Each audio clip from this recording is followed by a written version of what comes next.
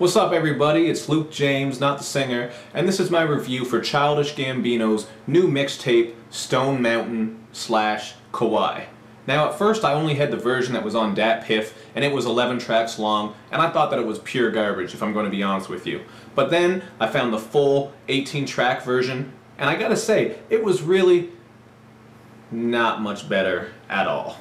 First of all, Gambino raps on a lot of industry beats on this album. He raps on Ludacris's Southern Hospitality, Future's Move That Dope, Lil Wayne's Go DJ, and a bunch of other popular instrumentals. And I get why he's doing that, because it's a mixtape, but the problem is, he doesn't really bring anything that great or interesting over top of these instrumentals, so you're better off just listening to the original tracks, really.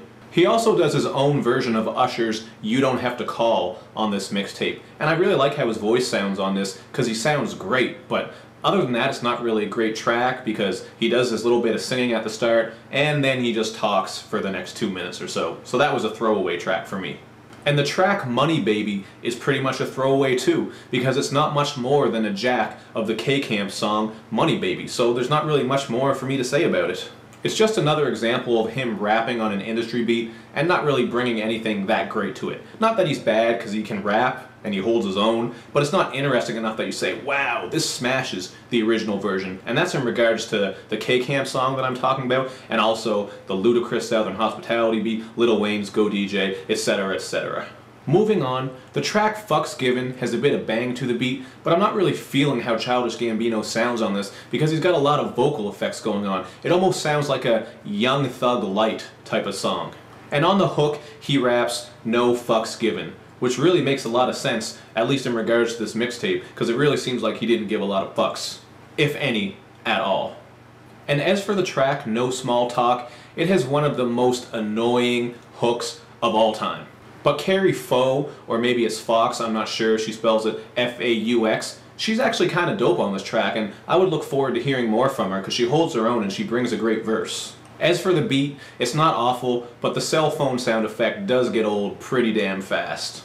There are a couple of great spots on this tape though, so let's get a little bit more positive. Pop Thieves, which sounds like an 80s pop hit, and Sober are really fun, feel-good singing tracks. And the song The Palisades, featuring Christian Rich, has a very similar vibe.